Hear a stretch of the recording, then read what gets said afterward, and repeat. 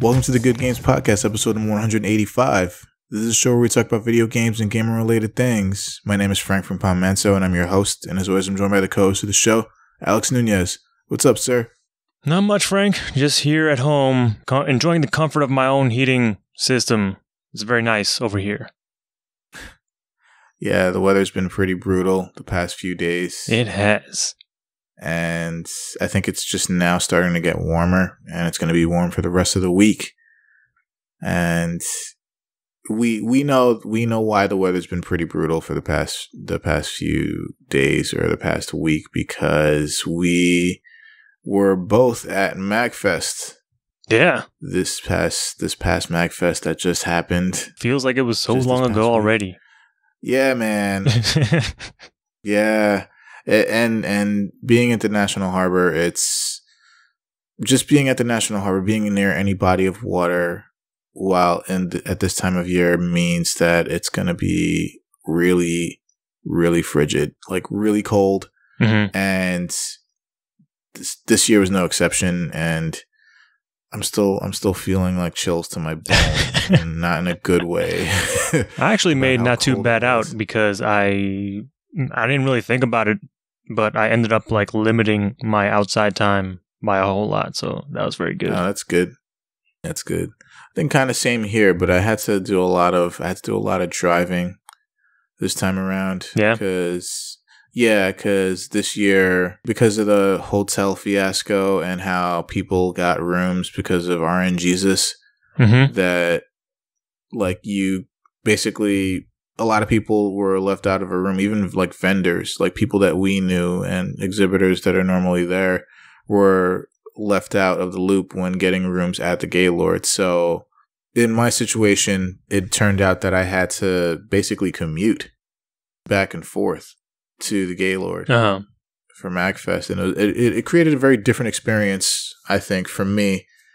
And it was something that I think I might do in the future. Like if it's not, if I happen to get a room at the Gaylord, then sure, I'll definitely go there and do the thing and pay the money. But yeah, this time around it was like, wow, it was free. I didn't have to pay any money, even though I had to drive, but I only had to drive 10, 15 minutes. So it wasn't that bad. What about parking, though? Parking was about $20 a day. And I parked in the parking lot across the street in the plateau lot, the open parking lot. Yeah. And I don't know, I might consider an indoor parking lot next time. But because yeah, it was kind of like harsh to have to go out there and then go to a cold ass car that's been outside all day in the cold. And luckily it didn't rain, it snowed a little bit, but luckily it didn't rain during the event. But going into a cold ass car, then having to to warm up the car a little bit, which I think is a myth, honestly. Actually, it is a myth. I don't believe that. It is. I subscribe to warming up your car. No, you warm up your car only on like especially cold days, but you're actually doing a little bit more damage to your car if you let it warm up for a few minutes. Rather than, the best way to warm up a car basically is to just drive it gently, right? Pretty much from the get go, 30 seconds to a minute at most. If you're really kind of like paranoid about it, but don't like spend like the few minutes, because you're actually putting more wear and tear on your parts. Yeah, it's just when I'm driving sometimes in the morning or when it's like really fucking cold, I don't like to, like you said, you want to drive gently, and in some places where I'm at, I don't have that option. Or if I do that, a lot of people be very mad at me. So I try to let it warm up a little bit just so I can, drive normally. Okay, just tell them to shut up. Yeah. But yeah, it's it was just like especially cold, and especially if you're near any body of water, it's just, oh my god, in such an open area too. So Jesus, the wind was brutal. It was just like, and there were just people. Well, actually, before we continue talking, we were at MAGFest, and the beginning part of this show is going to be us talking about our experience at MAGFest this year. Yeah. And yeah, so continuing, there were some crazy people out there wearing fucking nothing. And I have to say, I'm like, what the fuck? I'm all for that you're hardcore about video games, but I just have a feeling that some people are just fucking crazy. I swear to God, I saw one guy with his pals. He was in a t-shirt and jeans, and he was walking with his friends back towards the Gaylord Convention Center. And I looked at his face, and I swear to God, he was trying to play cool, but there was fucking regret deep inside. He's got his hands like all clasped together, like sort of like, you know, rubbing them together to get some semblance of warmth. And he's like, yeah, I'm like on his face. He was just trying to be cool with his friends and be like, yep, I'm fine. Everything's cool. And deep down inside, like, I fucked up so bad. Why are we still here? I want to just break into a sprint and get inside the goddamn hotel.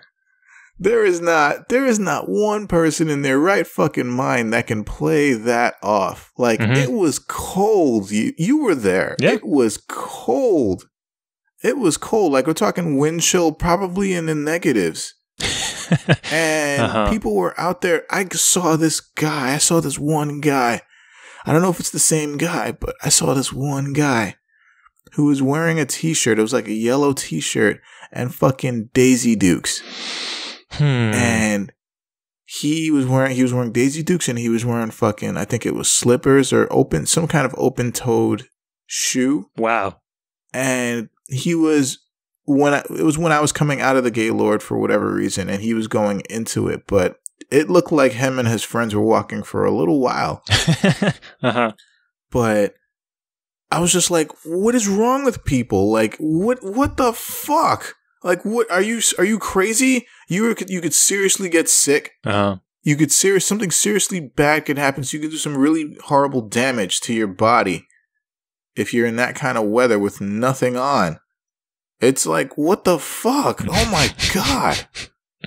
Oh my god! Part of me believes like the main reason MAGFest takes place during the time of year it does is to kind of just naturally kind of curb the crazy or keep as much crazy in the hotel so that not much of it spills into the rest of National Harbor. The street. Yeah. Yeah. But there are enough crazy people that, you know, some of that does get out there. But I can't believe what I saw. It was like from day one. It's just like, you know, day one, I'm like, all right, yeah.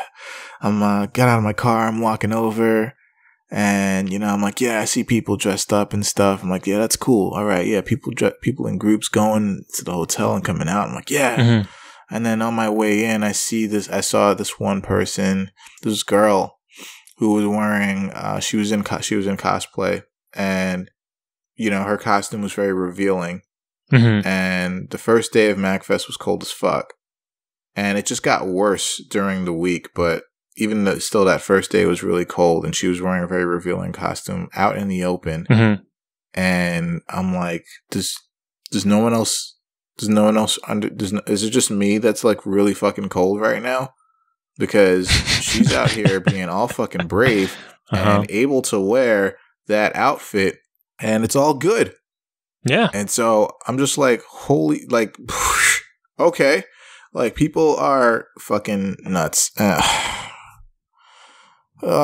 Commentary for another day. I don't want to get into like the details of like the specific people, but God, like, in any case, MAGFest, in my opinion, was that's the only problem I had with MAGFest through the years that we've been going. Yeah, that the time of year that they hold it, that's literally the only thing I find I have a problem with. And I guess now with the whole hotel system being kind of jacked. But actually, I think it ended up being better for me because I was also way outside of the National Harbor. I was like 10 minutes, 15 minutes away. But like what I would have paid for parking, I paid less for taking lifts, at least out of or back to my hotel from the convention center. Yeah, like how much did it cost you? Like maybe $10? Yeah, one way it was like, you know, $11, $12 or something like that. Okay. Plus, I think they were also giving away like Lyft credits on site.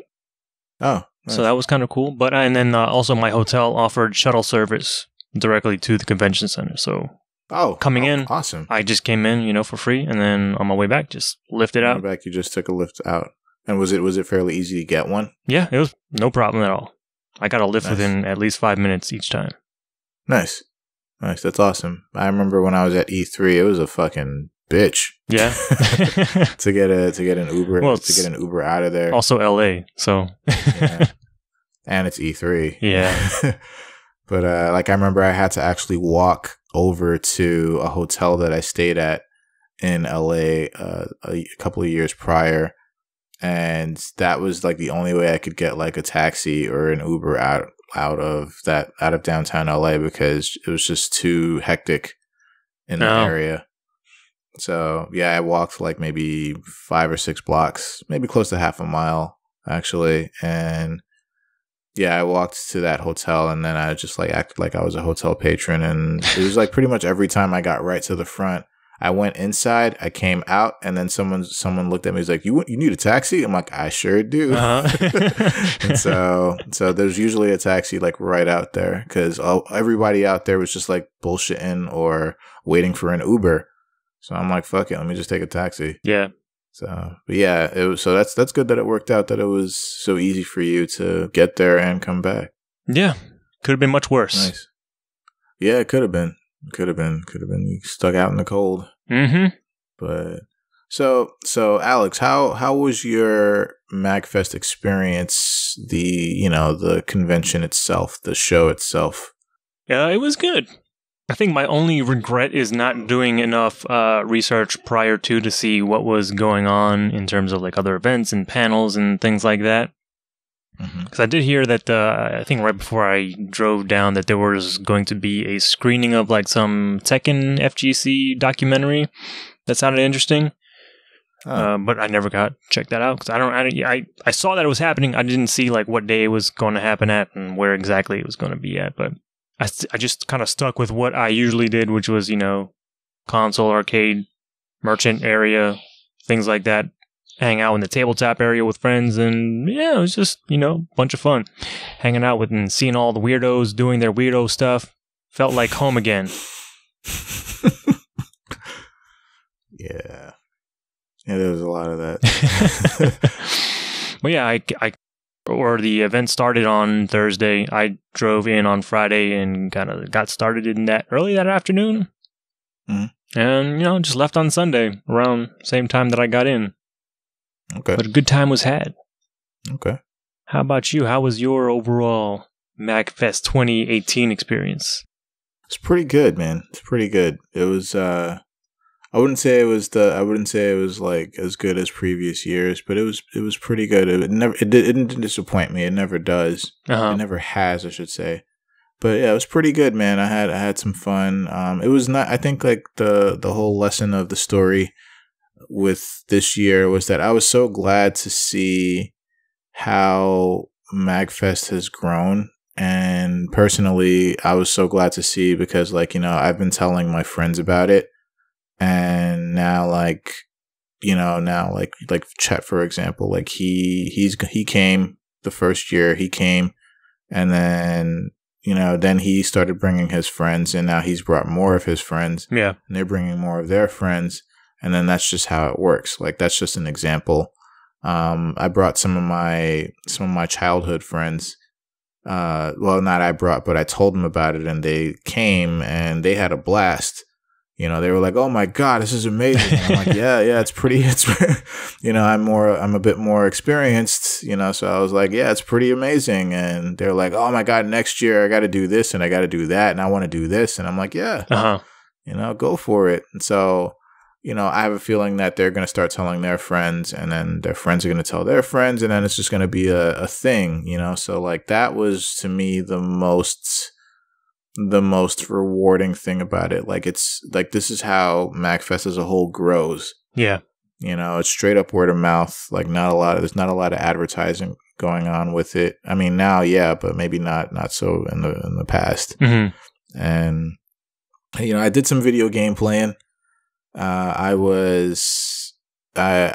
not as much as I had liked to. I don't know. I was kind of like walking around a whole lot, like taking pictures of people and things, and just kind of like I was trying my best to kind of focus more on the other stuff, like, you know, the music and the panels and stuff like that. But yeah, I don't know. I just got like kind of like lost in the convention. I was just walking around, just doing stuff and, you know, talking to people. And, you know, before I knew it, like every day it was already like 7, 8 o'clock at night. And I'm like, God.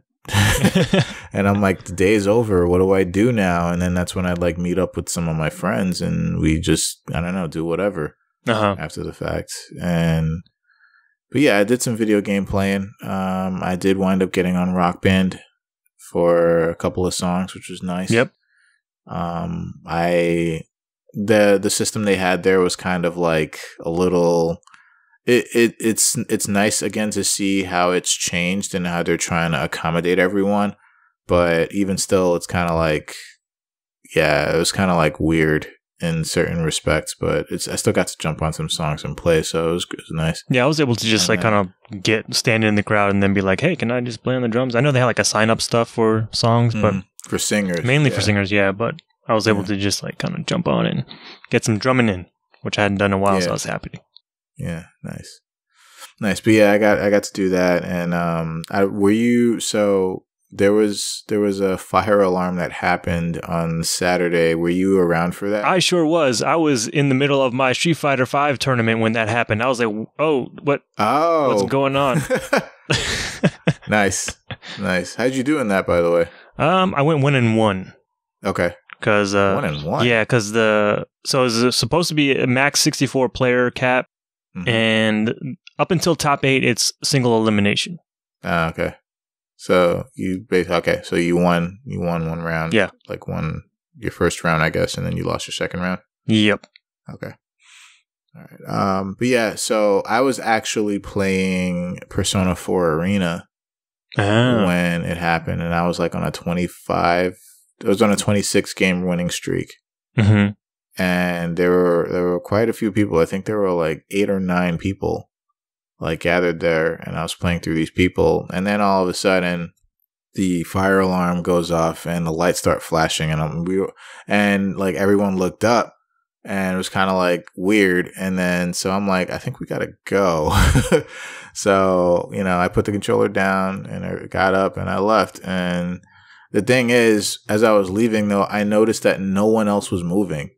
And I'm like, what? I'm like, what's going on? I'm like, is this a real fire alarm? Because if this was real, we'd be dead. There was also no sound to the alarm. It's just the flashing lights, at least where I was at. There was a sound. At least where I was, I heard it. I heard like the bells, like the bell sound, like the dinging of the bells. And I heard like a siren, and then the lights were flashing. And so, yeah. It was weird because no one was moving. Like, I think like some people were like getting up and leaving, but then like people were just like hardcore. They were just kind of like ignoring it and just playing their games. And I'm like, damn, like people are. Yeah, because at first when I saw the lights, I kind of thought it was some sort of like, you know, strobe light effect. It wasn't necessarily the alarm system. It was just, you know, it's kind of club-like sometimes with the lighting that they do, and it didn't surprise me that, oh, hey, this is what the hell's going on here? But it didn't seem like it was a fire alarm specifically. Yeah, well, that is what that was for sure, and it happened twice. Oh, really? I only was there for the one time. Yeah, it happened twice. The first time, maybe you were around for the second time, because the first time was a lot more pronounced, but the second time was kind of like everybody didn't really like do anything with it. Yeah, some people started moving when I was there, and then after a couple seconds, the lights stopped, so everyone was like, oh, I guess this is not real. Let's go back to what we were doing. Wow. Well, I mean, I think, I understand we're all hardcore about games and stuff, but safety first. Safety first. Safety is the coolest thing of all. Like, being safe means you get to be cool another day. It's cooler than staying in school and not doing drugs. So, yeah. Safety first. Like, people were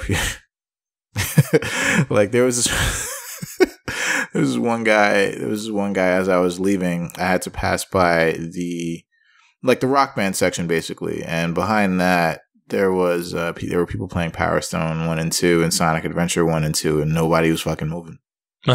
Nobody was fucking moving. Like people, I think they were in between songs at Rock Band, so that was fine. But there were people still gathered at that waiting area, so it was just like, what the fuck? So, so yeah, that happened. That all happened. That all went down, and then got to talk to some vendor friends of ours, Square Painter, Geek Mythology Crafts, and. Yeah, they were having a pretty good time. I think they had a pretty good show this time around, so that's awesome for them. And yeah, man, I got to hang out with you and Deanna and Judy and the rest of the pals for a little bit, so that was cool. And yeah, man, it was kind of funny too. I ran into Chet by mistake because.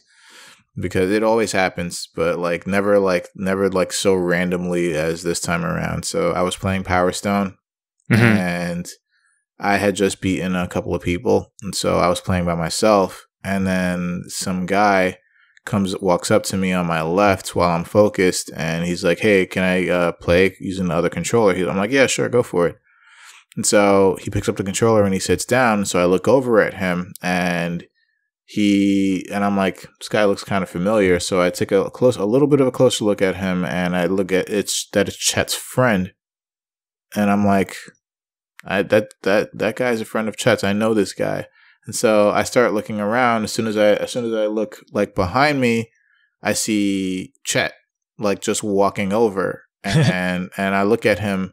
And he doesn't notice me. And I'm like, well, Chet. And he just looks at me. He's startled. And he's like, how the fuck do I keep running into you?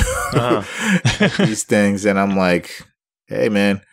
And then we got into this whole conversation about how his brother told him that I wasn't coming. And I'm like, I told him I was coming. And then it got into this whole thing about me and his brother have to settle a score.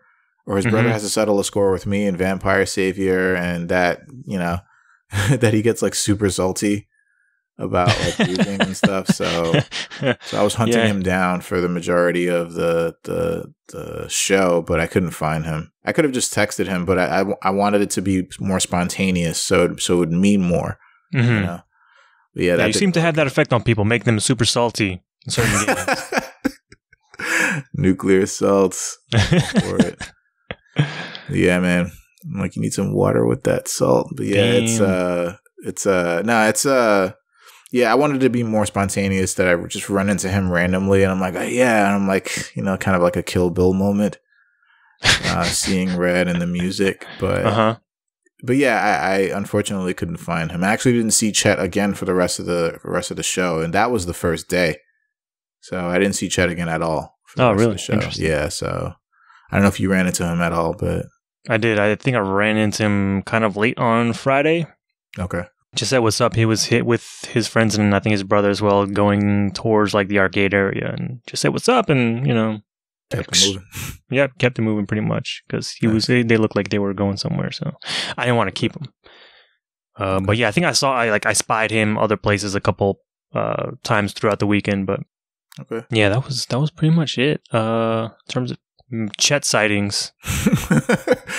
yeah, but yeah, I like the show this time around. I think my priorities are shifting, and I think this was the show to make me see that. And I think next year I'm gonna approach the show very differently. From how I get to it or how I access it. Yeah. To what I do while I'm there. I think I'm going to approach it very differently and see. I'm really going to want to see what goes on with the music scene and stuff like that. And yeah, but I like I said before, the moral of the story is that I really like that the show's grown this much, and I really like to see that I've been able to get people to come to the show personally. So, and you too, you told people about it, and here they are, right? So yeah. So it's I really like that. And MAGFest, as always, it didn't disappoint.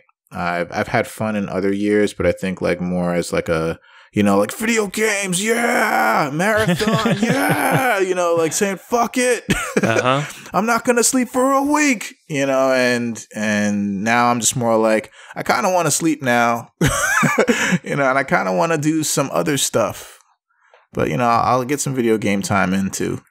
So yeah, it was pretty good this year. Okay, I have to say, nice. Yeah, I'd have to say. I was kind of disappointed there wasn't more Street Fighter V presence. As far as people? Yeah, or just, I don't know, people playing or whatnot. I barely saw any being played, like, even casually.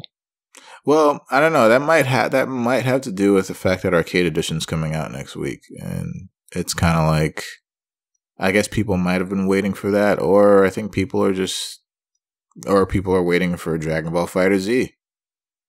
Yeah, I don't know. But yeah, there was a lot of Tekken 7 play happening, which I was a little surprised to see. But yeah, just a little There's also a lot of Soul Calibur play. Like they had like Soul Calibur 2, 3, and 5, I think. I didn't see 4. But yeah, there's a lot of Soul Calibur play, and I think that's just for getting ready for 6. Yeah, they had one of those arcade setups too, but for Street Fighter 4. I was like, oh, okay, that's a strange choice. But people were playing that a lot. But yeah, like I was just like, man, because I was carrying my stick like almost everywhere most of the weekend and barely got to use it because no one was playing Street Fighter. I was like, no, why? Where's everybody? Yeah, I saw some people playing. Well, I don't know. It was kind of weird. Like the way this year, I don't know. I don't understand why, but it seems like this year it was weird because I wasn't exactly sure how they set everything up in the console room. But I had thought that they just they designated like certain spots for certain games. But this year kind of seemed like more like by request only, like they had TVs set up. And yeah, there were like games on that TV all the time. But like, for example, the first day, the Thursday, I went and I saw people playing Street Fighter V, but there were like maybe like 3 people. And then that gradually increased to like maybe 6 or 7 people. But then I saw like one person playing Marvel vs. Capcom Infinite, and then someone else joined them. And I think it was the same 2 people playing that game for a while. Yeah. And, I didn't see any other games being played, like any other fighting games, at least for right now, that are out right now being played. I didn't see any Injustice being played. I didn't see any anime fighters being played. Like, I was looking for Guilty Gear. Like, I didn't see any Guilty Gear. I didn't see it at all. Aside from, I think, XX in the arcade area, and that was it. Oh, okay. That might have been the only... I was looking for Guilty Gear, like, hardcore, and I didn't see it once. But I did see people playing Blaze Blue in that fighting game area in the console I did see Blaze Blue, and I was just like, oh, is that... Nope. It's Blaze Blue. And I think it was an older Blaze Blue as well. Like, they had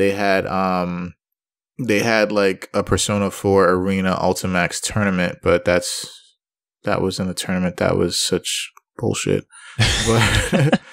But yeah, like I didn't see a lot of representation of games in general, and there I saw a lot of TV units just shut off or just not being used by the system menu was on rather than a game being played on it. Right.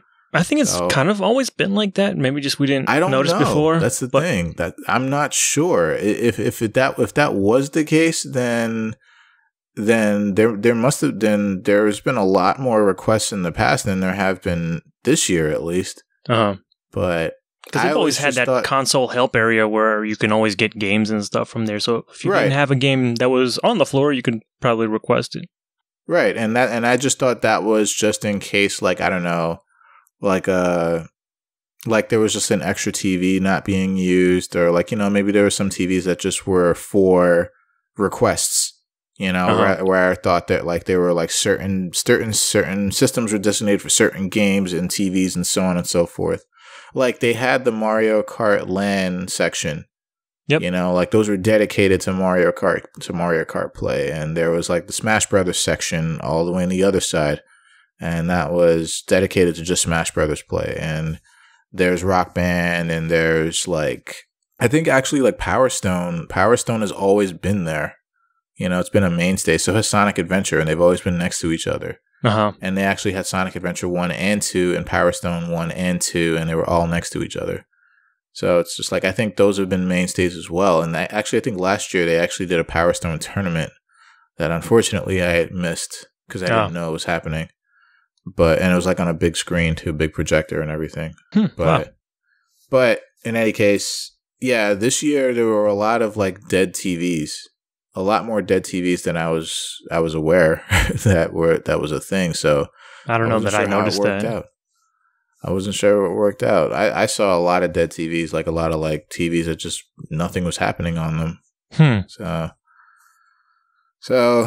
yeah. So I don't know. I didn't know how it worked. I went to the arcade section. They had like a Capcom. It seemed like they had like a Capcom Fighters section also itself on one side. And then they had like the same games, like, what was it called? That Cube game, the Cube music game. I forgot what it was called. Oh, Jubeat.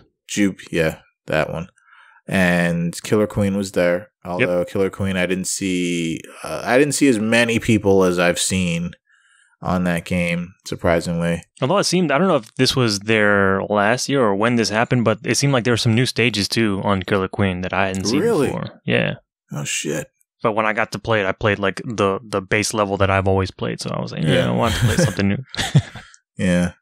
It was, so I don't know. It was kind of weird. I don't know if it was just kind of people were more kind of like shifting towards like, again, the music scene and the panels that were going on and, events that were happening outside of it.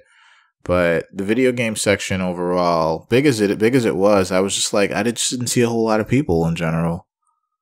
Really? I think people were clamoring on the first day because the arcade section, for example, didn't open till like 5. And people were clamoring to get into that. But I think once they got in, they just kind of like, all right, I guess it's more of the same. So they kind of dispersed. But yeah, I felt like I saw like a healthy amount of people everywhere.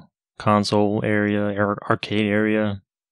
I was just kind of mad I didn't find Windjammers until like Sunday. I was like, oh, there it is. I didn't find it. I think there was like one cab, but I don't know because it was one of those Neo Geo cabinets, so maybe they was on another game before that. But it was in that Capcom area with the older Capcom games. Oh, okay. I was surprised they had Puyo Puyo Tetris on some arcade machine. I was like, what?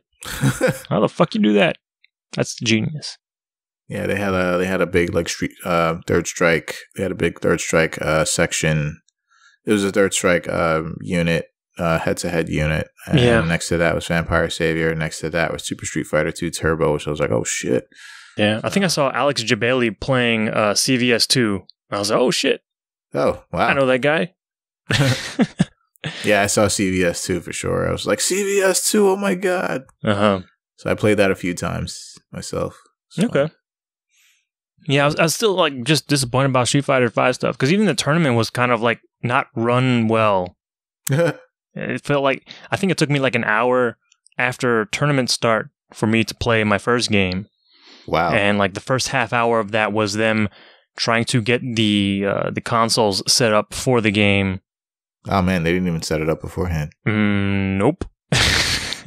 So yeah, it was supposed to be like 64 player cap, and they had a total of 3 console setups for the entire tournament. I was like, what? They were trying to set it up on a 4th one, but that, for whatever reason, they had to re-download the entire game. So I was like, okay, this one's out of commission. And yeah, it was a weird thing, but once it got started, it was all right. But yeah, it was just sad that I couldn't play outside of that tournament. I was like, I just wanted to, run some sets with people. And then every time, I think at one time I walked past there, I saw some people playing Street Fighter 5. I was like, oh, and I just immediately went like, hey, do you guys mind if I play the winner? And they're like, yeah, okay, whatever. We're just messing around. And then I noticed it's the 1.0 version of the game. When you first pop in the disc, I was like, why does this always fucking happen to me? What the fuck? And then plus the guys didn't know what they were doing, so they were just kind of messing around. So I was like, all right. I just played like a set or two with them just on pad and, doing random characters basically. And it was fun, but it wasn't what I was looking for. I wanted some more competition, but yeah. Besides that, I don't know. Like, I stumbled upon somebody left Metal Gear Solid 2 on the pause screen, and I was like, I'll play a little bit of this. and it was my first time playing Metal Gear Solid 2 on an Xbox, so that was cool. Wow. But yeah, I played a little bit of it. It was like they left off, I guess, right after the Fat Man fight. Mm-hmm. So I had to go and try and sneak into the Shell 1 core area. So I think I had to go into get an AK so I could sneak in as one of the guards and then find that dude with the pacemaker and shit. Yeah. And I was amazed at how much I remember of that game. But I guess I really shouldn't be based on how much time I spent originally with that game. It's deep in the recesses of my memory, but it's all there. Mm-hmm. And then I got to the part where you have to get into Shell 2, where you have to like shoot out all those control panels that are tied to the C4 or Semtex. Mm-hmm. And I was trying to do that with just the SOCOM pistol.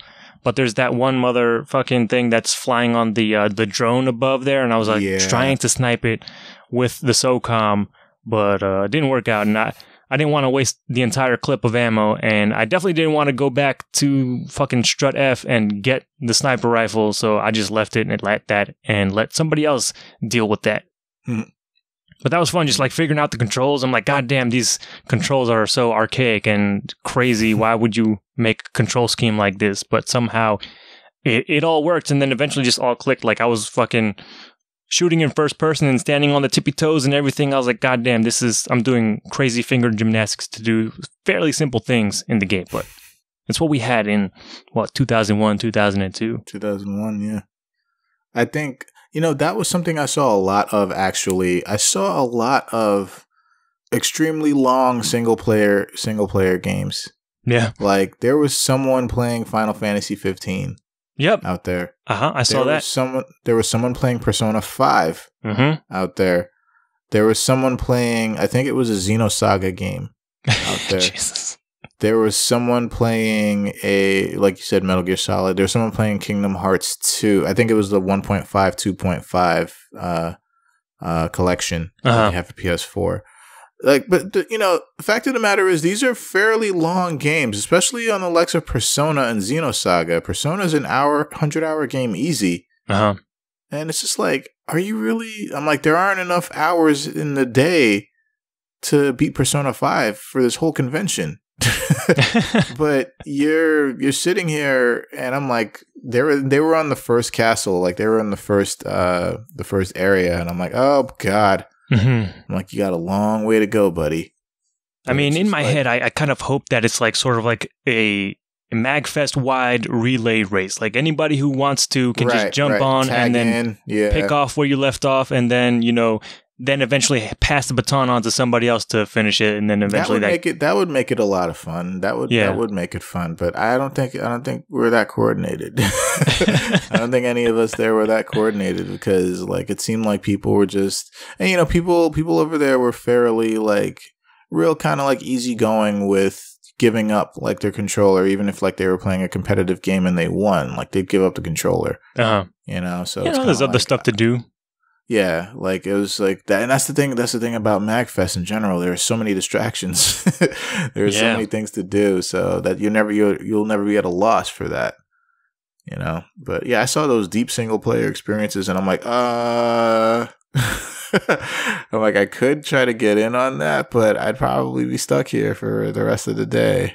So, I mean, like where I picked up in Metal Gear Solid 2 is not really, right in the beginning. It's like right smack dab in the middle of that game. So at least one person or a bunch of people were playing a big chunk of that game. So hopefully I did my part to finishing that game. Yeah, man. I don't know. It was like I think just as a whole, getting back to like the whole console setup or layout, it was kind of like I wasn't sure. Like there were some odd games being played, and then I saw like no games being played. A lot of like nothing, So it's just, I don't know how that whole thing worked out. I was very tempted to ask for the new Hitman to see if that was available. Probably. Well, I don't know. It probably was, or it should have been. But honestly, I think like a lot of the games that they had there, just they either didn't have what you thought they would, or they didn't work correctly. So because a friend of mine had an issue. Like he was requesting some like older PlayStation games, PlayStation 2, PlayStation 1 games like Twisted Metal 2. Uh-huh. And like they had 1, 3, and 4. But what? Not 2. Yeah. How the fuck do you not have 2? That's the one to have. The best one. Yeah. 2 in black. 1. You've got all your bases covered. Yeah, pretty much. But yeah, he was asking for Twisted Metal 2, and they were like, yeah, let's see if we have it. I think we do, and they didn't. And they had they literally had the other 3, and I think they might have had black. I wasn't sure if he said that, but. Uh-huh. But yeah, they had 1, 3, and 4, but not 2. And then he asked for like another game. I forgot which one it was. But they didn't have that game, and then he asked for another game, and they didn't have that one, and so he's like, "All right, forget it." So, and then there was a game that he asked for initially that they had, but he tried it out and it didn't work on the system. So it was just, yeah. So I don't know if that was the case throughout their stock, but yeah, it was. I don't know. It was just definitely a weird console area year. In my opinion, but yeah, I don't know. But yeah, MAGFest as a whole was pretty legit. I liked it a lot. Yeah, just a shame too about the tournaments. Like between us, we did 2 tournaments and they both weren't great. It seems. Oh God! It's like goddamn. Oh, so let me tell the story of it's a short story of this tournament. This Persona 4 Arena Ultimax tournament. So. Mm-hmm. Online before the show started, it said they had the schedule up, and so you could look at what was going on. So I saw that on the first day they had a Persona 4 Arena Ultimax tournament for PS3, and so like all right, and then that changed to like something else. It just said Persona spinoff on PS3, and we're just like, okay, that's the same thing, right? And so I said, then it's changed to Persona spinoff PS3/PS TV, and we're like, what? So I actually get to the show on the first day, and I look for the tournament, and it said Persona Spin, and so I asked him like, what is Persona Spin? And the organizer, she's like, oh, it's so it's going to be a combination of Persona 4 Dancing All Night and Persona 4 Arena Ultimax. And I'm like, oh, okay. Mm-hmm. It's not bad. So, I see that it's like slated for 4 o'clock. So I'm like, all right, cool. So I leave, and then I get distracted by so much shit. And before I know it, it's like 3:58, and I'm kind of like really far from the console room. So I kind of rush. I try to rush back, but I didn't make sign-ups in time because I was considering it when I was at the table, but I was just like, let me just go and come back and sign up. So then they start with Persona 4 Dancing All Night, and I'm like, all right, cool, that's fine. So, I was still watching the tournament. I just wanted to see what happened. So the tournament was like 3 to 4 hours long. And let me just say, long story short, Persona 4 Dancing All Night was the majority of the tournament. Like, they basically judged based on how many perfects you got within a song, whether you passed the song, failed the song, whatever. But then the next person would have to beat that amount of perfects, and then it just had to keep going and round and round. Is there no score in that game? There is a score, but they judged based on perfects, and they were playing the same song over and over again. Oh, that must have been fun to watch. For 4 hours. So it's just like, that's another nightmare. Because Persona 4 music is awesome, but God, listening to the same song. There are limits. Yeah. For 3 to 4 hours, it's just like, nah, man. Damn. So then, okay. So then eventually people start getting eliminated. It starts whittling down. So we're at like hour 3, maybe 3.5 hours in.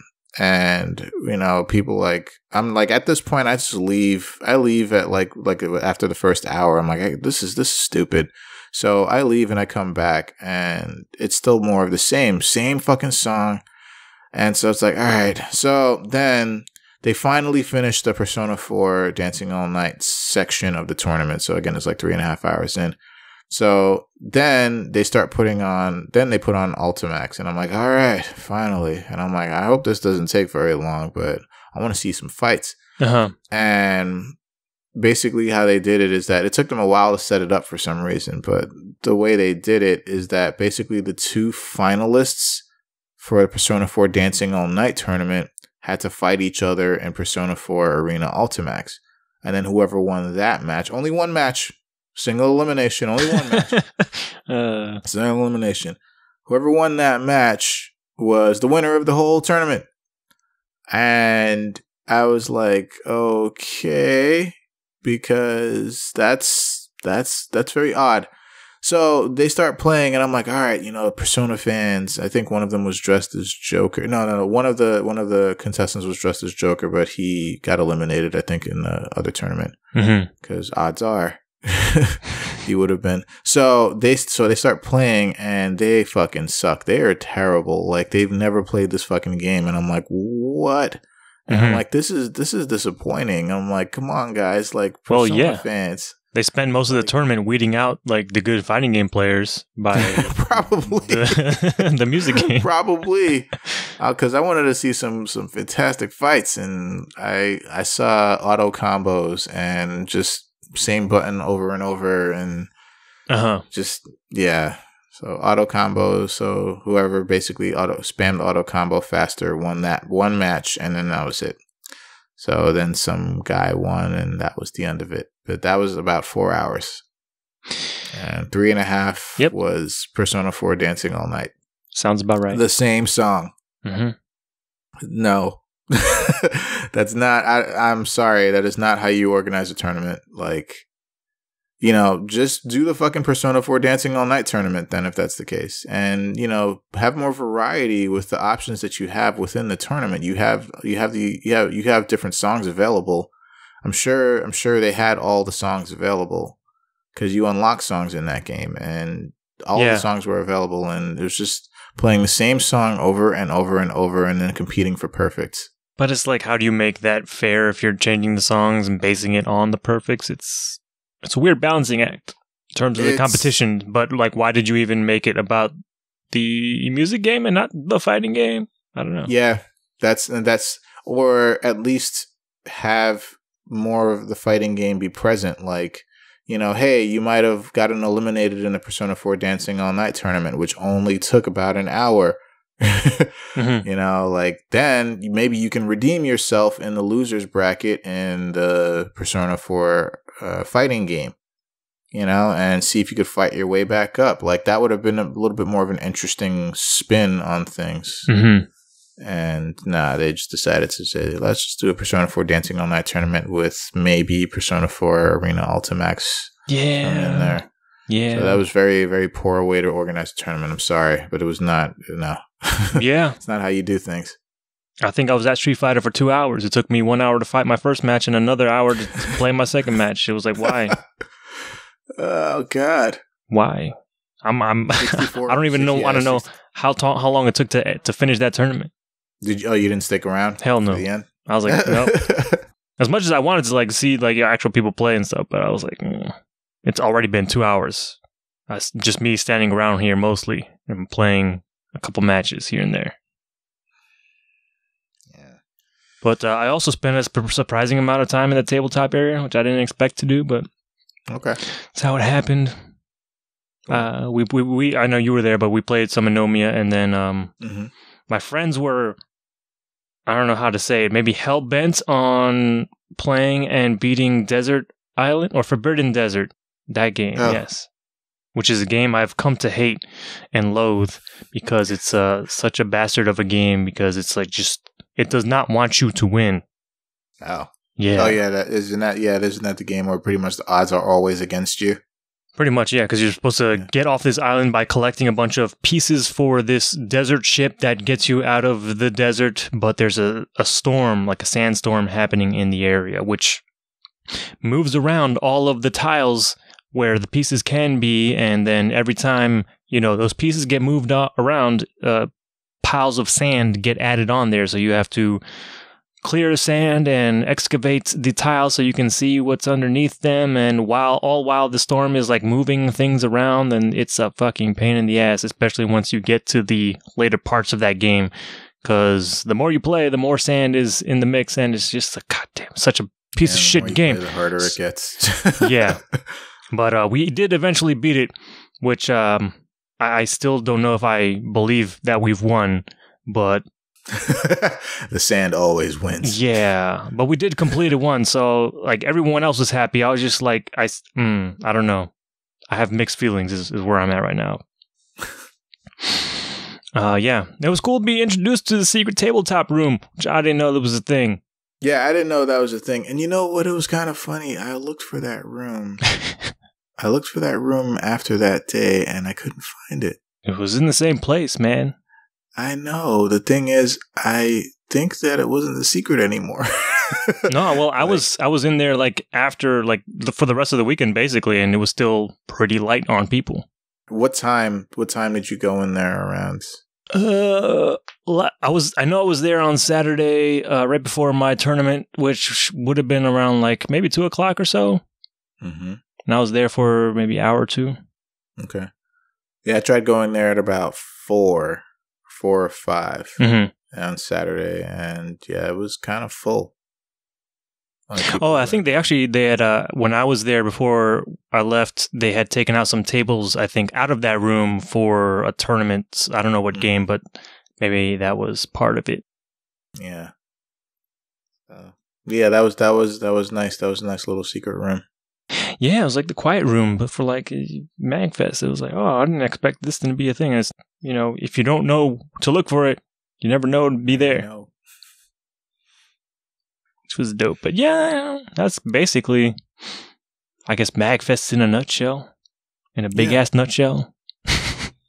Yeah, it was cool. It was real cool. I think I'm gonna really look at that commuting thing, and I'm gonna really take a bit of a step back and see how I can approach the show differently. I'm definitely going. That's a guarantee. I'm definitely going, but I gotta just see how I can do things a little differently. That's it. Next year, if we can't get into the hotel, we're going to crash at Frank's house. You don't know where I live, so it's fine. You can try to find me. I know where you live, Frank. You won't find me. I'll find you. You won't find me. I won't be there anymore. You won't find me there. Everything's gone. Or you could just ring. You can ring the doorbell or call me. I won't let you in. Just like, who? God damn, that's cold-blooded. That reminds me, I did text you when I got there, and you just ignored me. I was like, God damn. Nah, it's like that, huh? Man. It wasn't that, man. The phone was doing weird stuff. That's all. That is all. But I ran into you anyway, so. Yeah, by chance. Yeah. I was walking, and there you were. That's how a lot of it was. I was just like, hey, just walk in, and there's this person I know. Hey, how are you doing? Yeah, pretty much that's what happened to me too. Mm-hmm. The thing with Chet was the first day. It was pretty soon into when I got there. I sat down. I did a walk around. I sat down to play Power Stone against some people because I saw people playing, and then a few minutes later, here's Chet. I'm like, oh shit, hey. So yeah. Yeah, MAGFest was pretty cool, man. Let's do it again next year. Yeah. So all right. So I guess that's it for MAGFest 2018. Let's do it again in 2019. I don't know, man. I kind of feel like I should just book a room for the entire first week of MAGFest and of January, and just see what happens. But the dates change so much. Like last year was February. This year was early January, really early January. I think there was one year it was the last week of January. So was it February last year? I don't even remember that. Yeah. It's February last year, and then the year before that was the last week of January, I think. So, because last year was Katsucon. I don't know. I'm not sure if it had to do with Katsucon, but Katsucon was held the week before, and that was also in February. So okay. Or are you confusing that with like PAX or something? No. Definitely MAGFest was held because it was it was kind of a big deal because my wife's birthday is in the last week of February, and that Sunday, I had to be like, all right, I'm out.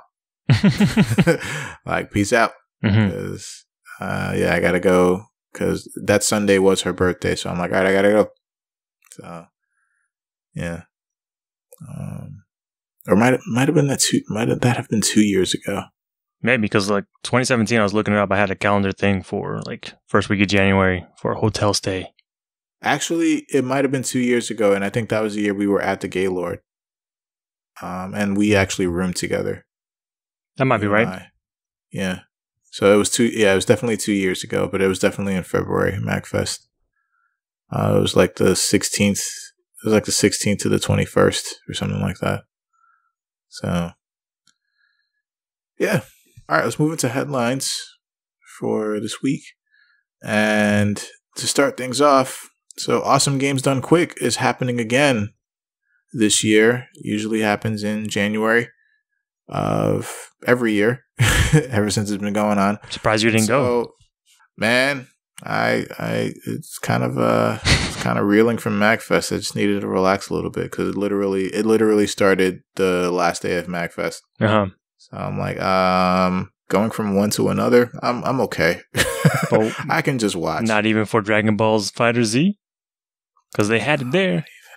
Not even. I can just play the beta next week, man. That's all. That beta's coming out next week.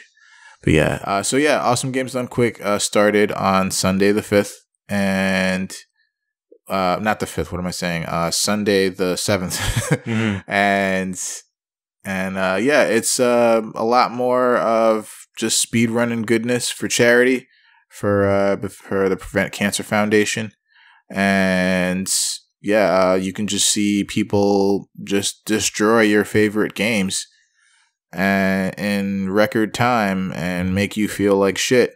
So it's always a good watch. It's nice to see games being played in a certain different way, and it might give you some hints or tips on how to kind of improve your gameplay in your favorite games. And so it's they kind of cover they go over they go over the variety of games themselves, new and old and different genres and so on and so forth. So yeah, definitely worth a watch. So yeah, definitely check it out. There's a Awesome Games Done Quick YouTube channel there's actually a link to it on this article, which we will link you to, and you can check out all of the runs. Yeah. So yeah, they have some really interesting runs going on that I want to check out. They have a Sonic the Hedgehog block and a Mega Man block, and I wanted to check those out. They have a Castlevania block, which is pretty interesting, which is actually going on. Actually, one of them is going on. No, sorry, it happened as we record today, but it's really early in the day, so we missed that already. They also have a Resident Evil 7 run that I want to check out. That's happening actually right now as we record, right now at this moment. So yeah, and then they have like an Ori and the Blind Forest run, and they're gonna do it in 40 minutes, and I'm like, fuck you. What? So yeah, there's a lot of good stuff here, and they usually always end it with a Zelda game. It was Ocarina of Time before. Now they're doing Breath of the Wild, and they're going to do Breath of the Wild in under 4 hours, and they're going to do all the main quests. So yeah, definitely check it out. Check it out. It's always good stuff. It's always super entertaining, especially with games that you're interested in, which they probably will cover. So yeah, are you going to watch anything on here? I have no idea. Like, all of my excitement has been drained because of MAGFest. I don't know if I have the energy even to bring it up. But yeah, I didn't get to watch a lot last year. So hopefully I'll try and check in and see some cool runs. Okay. All right. So the next article that is up is that Monster Hunter World, we all know that game is coming out very soon. But for the PS4, for PC, it's going to come out a little later.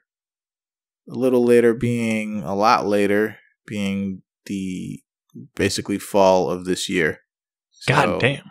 Yeah, it's possible that the game is going to be released like 8 months. Like it's a possible 8-month gap between the console release and the PC version.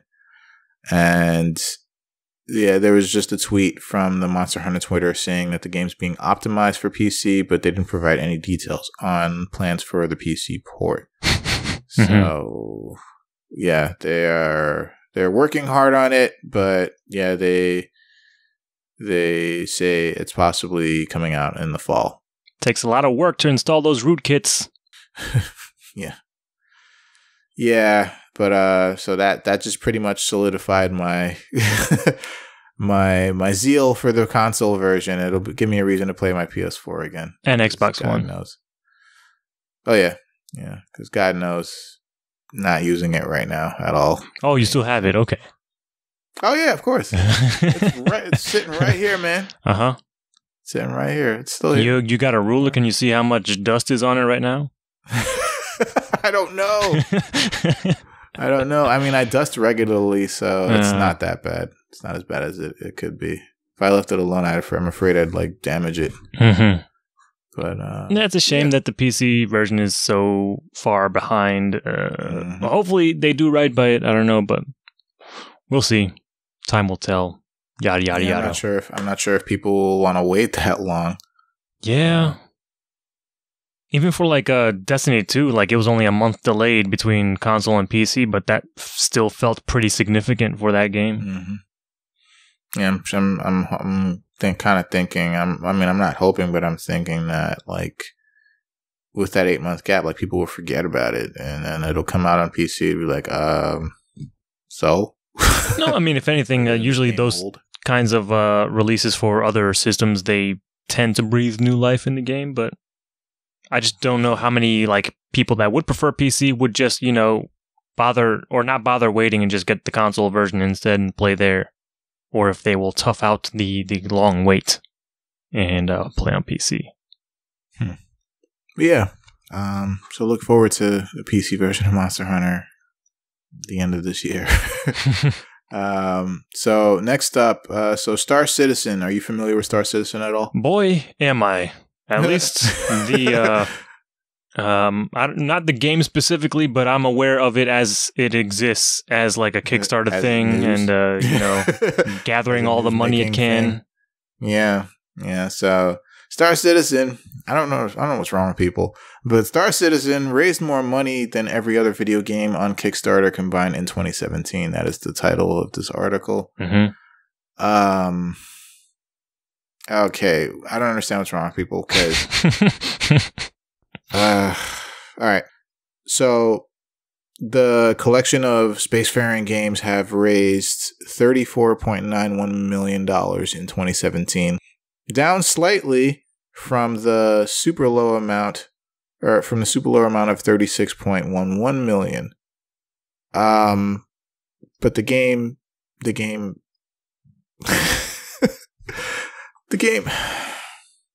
game's not out yet. Right. I'm really surprised. Like, so, okay, it raised this much money. 2016, 2017. So, they're stating a statistic that successful Kickstarters for video games overall remained relatively flat in 2017 with 17.25 million, down from around 17.6 million the year before. So that means Star Citizen has raised more than double the amount of every other game project of Kickstarter combined for 2 years in a row. Oh my god. But the game isn't fucking out yet. Well, there are like alpha builds and stuff out there for people who did back the game, but yeah, it's still, as I understand it, very much a work in progress. They just released a 3.0 patch, I believe, very recently, actually, like right before the end of the year, last year. But the company are returning money to some backers. Yeah, because there's some, I think we even talked about it. There were some stories way back where people were not happy with what the game has produced so far and try to get some refunds, and some of that money was refunded, but I think those aren't reflected in these numbers. Right. Right. And one of the things also it says in this article is that several significant returns are currently being contested, including one in excess of $25,000. So that's kind of crazy. That's a lot of money to donate. Y'all should be like investing in, useful shit. Why are you investing in this? I don't know. It feels like a vaporware game. It just has it written all over. Like, oh man. Yeah, it kind of does. I'm just like appalled. I'm like, what? I'm like, are people just giving it money just because it's like a spectacle? It's made a spectacle of itself now. Well, I think a lot of it started out with, the cachet of Chris Roberts, him being the creator of the Wing Commander series, and people wanting more of something like that. And it's just crazy how much money has been dumped into this thing. Past 2 years, almost 100 million. Like, people are buying specific ships for like 5 figures. Like in-game ships for 5 figures. I'm like, why? Like, I guess just because you can, but fuck, man. If you wanted to, you could probably buy a real-life spaceship. God damn. Yep. God buy damn. a car. That's like our spaceships on the ground right now. Buy a car. Like, buy a nice car. Mm-hmm. So we're going to end this article by the way this article itself ends, by saying the Star Citizen project is incomplete and currently has no release date. That's it. $73 million and no fucking release date. But all that... And that's just in the past 2 years. Yeah. And also that AAA town they got, the picture in this article has fucking Gillian Anderson in mocap suit doing presumably work for Star Citizen. I'm like, it's like they got more money than they know what to do with. Pretty much. I mean, you see it all the time. You see it like movie studios, even gaming. Not on this scale. I don't know. It feels different. No, this is a ridiculous scale. But like for games, this is a ridiculous amount of money that they just like, well, it's too much. Let's just do whatever we want. It's too ambitious. It feels like it has to fail. Yeah. But all right. And lastly, you are familiar with Good Old Games, GOG. Yep. It's kind of like an alternate to Steam, mm-hmm. but with older games and certain types of games. Or it used to be older games. They've kind of expanded, they pretty much sell everything now.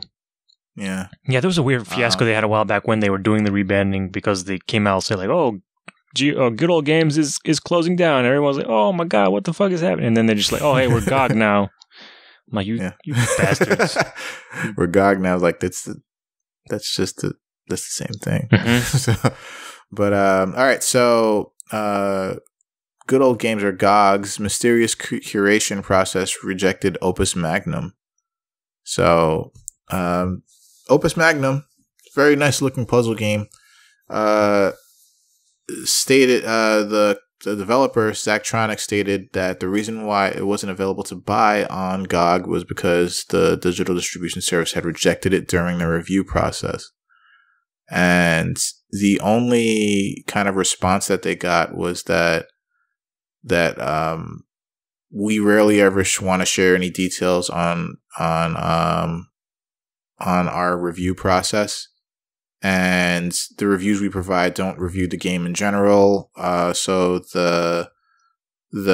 we weigh other factors besides the game itself to make it past the review process. And it's just like, well, the game would fit as a game that should be sold on your client, so but their statement is about as clear as mud. Yeah, it's about as clear as a super foggy day. Mm-hmm. So yeah, that's pretty much the gist of it. I mean, it's vague as fuck.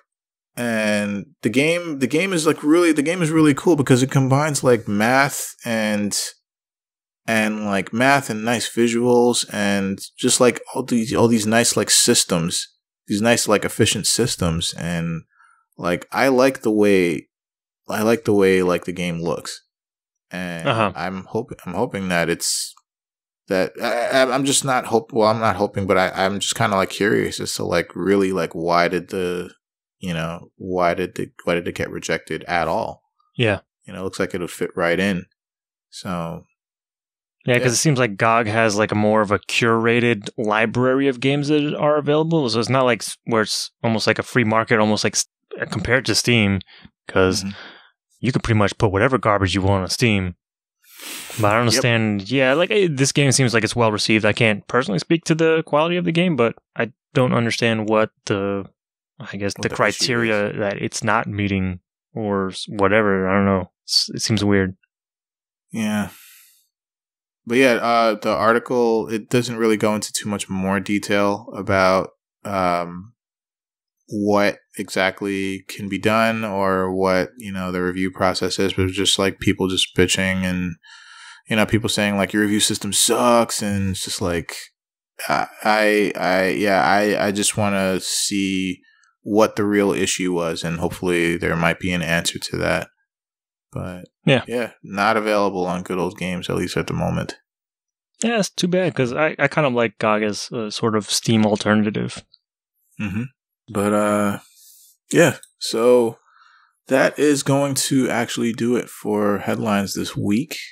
And we're going to move into new and upcoming releases, where Alex is going to go ahead and take us through what we can look forward to. So please go ahead.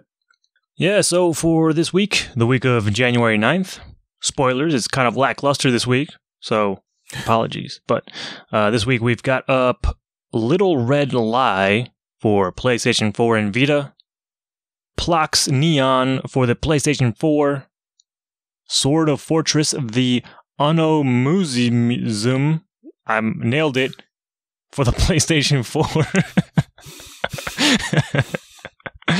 Also out this week, The Count Lucanor for the Vita, Albert and Otto for the Xbox One, Energy Invasion for the PlayStation 4 and the Vita, Space Hulk Ascension for the Xbox One, Draw a Stickman Epic 2 for the Switch, Energy Invasion for the Switch, Fury is making its way to the Switch, Super Meat Boy now out for the Switch, Jolt Family Robot Racer for the Switch, Moorhoon Knights and Castles for the Switch, Happy Drummer for the PlayStation 4, Of Mice and Sand Revised for the Switch, Planet Base for the PlayStation 4, The Escapists 2 for the Switch, and finally, Askend 2, The World Beneath for the Switch.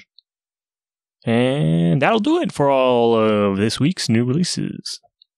Seems like the majority is definitely coming out for the Switch. Like, the Switch seems to be taking over this week. Yeah, man. I mean, you sell fucking millions of copies, or millions of Switches, people are going to come and make games for it. Yeah, if you build it, they will come. Yeah, it's Switch is definitely taking. Switch is doing real well already. Mm-hmm. So fast. Actually, that was another bit of news that I did see, but I wasn't sure if it was like a thing. But yeah, Switch has officially sold more than any console like ever. It's the fastest selling console ever. I believe that. I don't know if I believe that first statement you made, but that's... I think I saw somewhere that it said it was like it's the fastest selling console, and it's sold the most. At least I guess it was in a short period of time that it sold. Right. Yeah, that makes sense. But yeah, so that means we are officially done with this episode. So before we officially go, we would like you to visit initiatygeeks.com, which is where we are located, and where we have a bunch of stuff sometimes regarding everything geek. You can listen to our old episodes on our YouTube channel.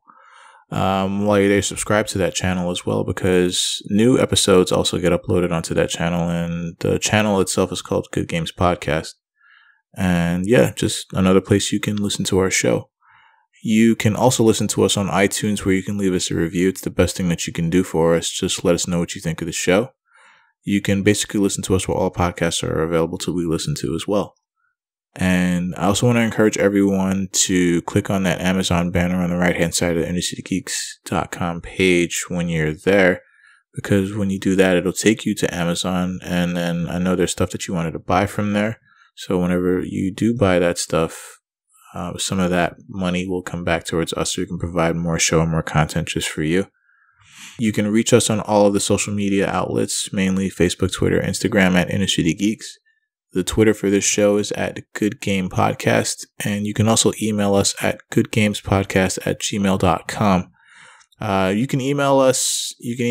Like because we've been doing some introspective topics lately from some friends who suggested that we talk about certain things, and I think those have gone pretty well to date. So yeah, that's just another place you can just kind of like, bring us topics of like what we can talk about and just see where that discussion might lead. Yeah, so that is going to do it for this one. We are going to say goodbye. Go watch some speed runs because they're always super entertaining, and they'll make you think differently about games that you play. And leaving, as always, we say, good games, everybody. Good games.